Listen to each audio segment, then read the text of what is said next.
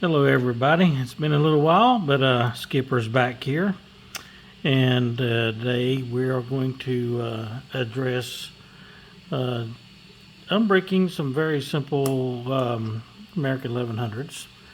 I've got to get these rekeyed back up and put them back out into the lock sport world, so I figured, heck, why not let's video showing how we can accomplish this task of what happens when you brick a core, because we have all done that, and I'll just show you some Skipper way of getting these fixed, taken apart, so you can repin them and get them back into your locks and have some fun. So let's just jump right into this. We are going to put on my eyeballs right here first, and as you can see, this core is bricked up pretty good. I'm going to try to bring it up here so you can see a little bit inside. You can see these driver pins and springs are just pushed right back into here. Now what I've done is I ended up getting a whole bunch of these that were already bricked up. And so when it's like this, just go ahead and make sure this one's bricked in this direction where the driver pins are locked up inside the lock. So I went ahead and just, first thing you want to do is make sure you dump out all those key pins, because they'll just get in the way. So what you want to do on that is just make sure you can take just one of the cheapest picks you can. Make sure you push those pins all the way out, those key pins all the way out of the lock, so they fall out, so they don't get back in the way. So all you have left is the drivers and the springs that are back in here. Now when this happens, sometimes you're going to be damaging some springs and things, so you just have to be replacing those sometime soon. But I can already see a little spool right inside of there on this one sticking out, so that's keeping it. But I had a friend of mine on my Discord, on our Discord channel, the LPU Discord, sit there and say, hey, best thing to do is just take a good little rake, put that right in here on the bottom to start raking and turning at the same time. And then what you can do is, as soon as that is done, a lot of times you'll get that right back in there and get this core turned. So we're trying to turn at the same time we're raking. And you may even, I haven't tried this yet, but let's see how that works. Putting a little turn on it with a tensioner while we rake. What's up, kitty kitty? You gonna come help me out with this one? You gonna make a video?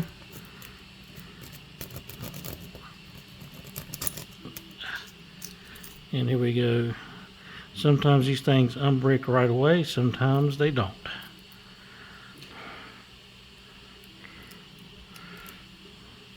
And then what you could also do is, I've noticed sometimes that they don't want to come because your rake is not just right. You can take the back of a pick, stick it in upside down, and put it in, and guess what?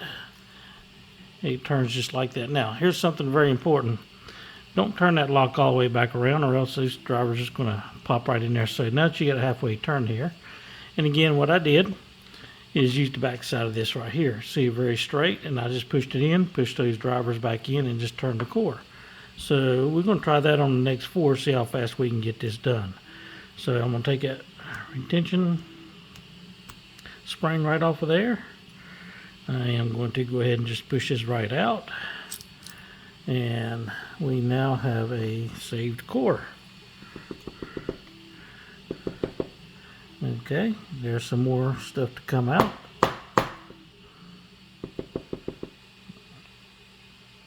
And they are not cooperating right now, so we are going to have to come here with that pick and just kind of force them out a little bit. There we go, got that last one. And as you can see, we now can repin this American core. What's up, kitty kitty? You like what I just did? Alrighty. Let's see here. Take this here, grab my pinning tweezers, which, have y'all seen that? Yep, there it is. Thank you for telling me where it is. And, yep, serrated spool. Serrated. Looks like I'm able to save 4 springs and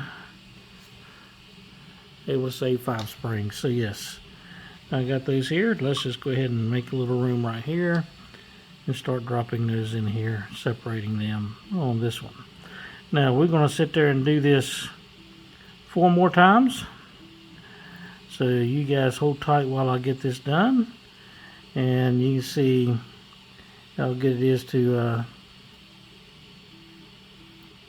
get some American lock cores that are bricked up and get them open. So as you can see, this one's bricked up pretty good. I'm going to do the same method I did before. I'm going to take the back of that pick right here.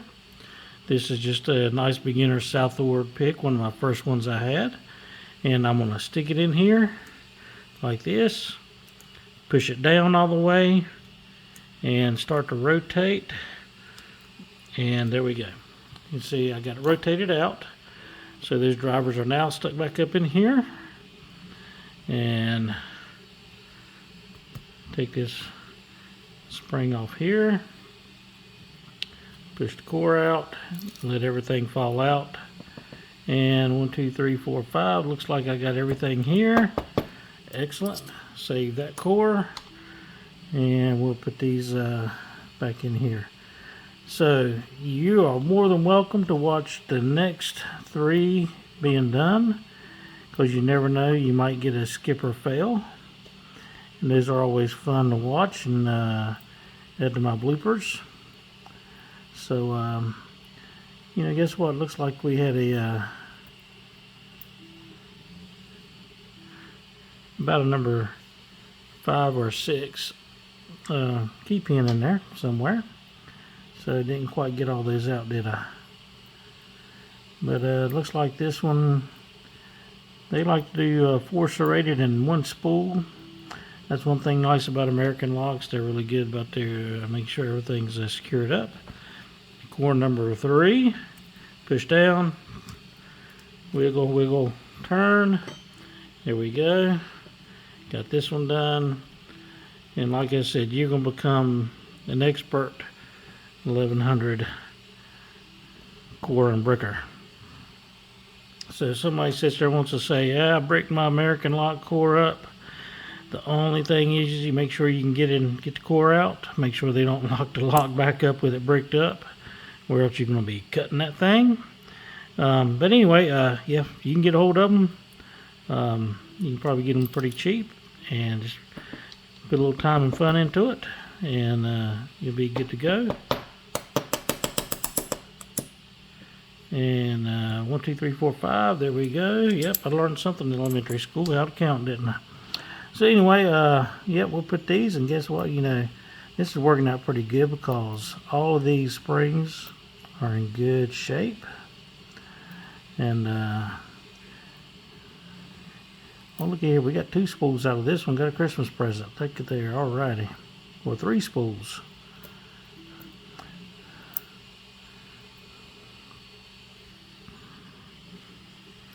So we'll just key these back up in a little bit to do that. So anyway, here we go again. Number 4. Wiggle, wiggle, turn. There we go. Unbricked.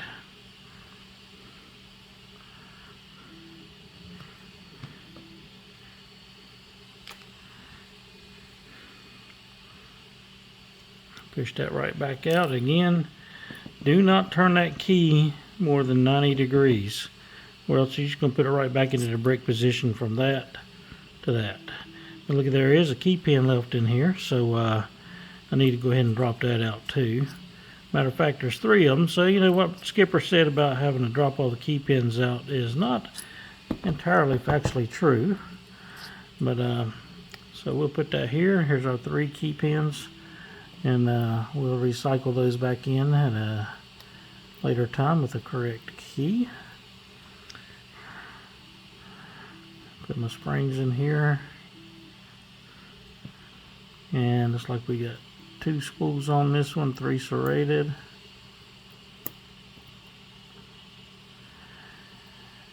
And I'll tell you one thing, guys, when you're going for your green belt, these are things that this is the basics of lock core.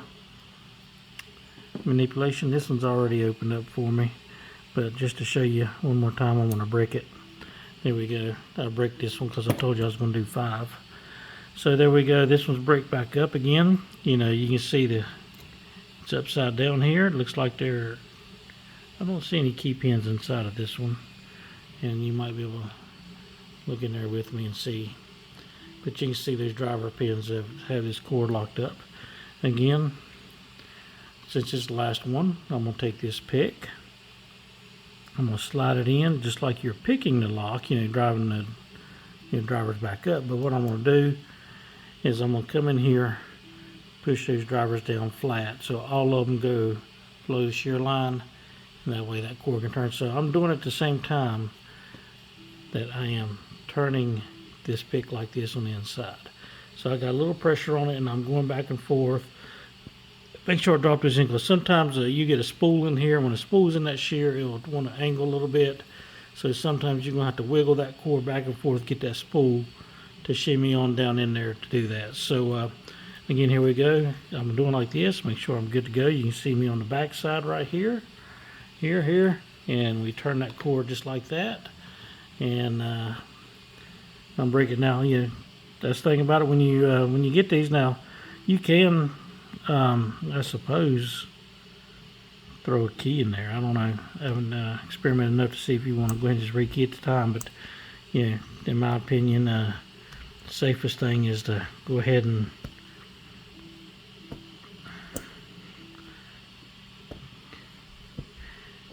get this core apart.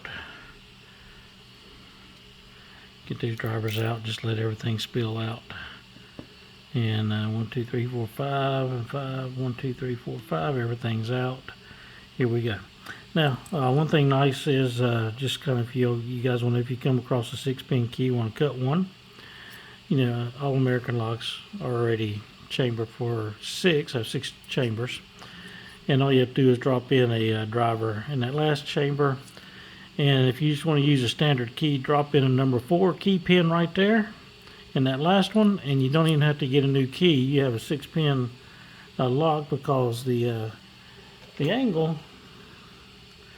right here on the end of this key will settle in just perfectly to raise that number 4 pin right at the shear line.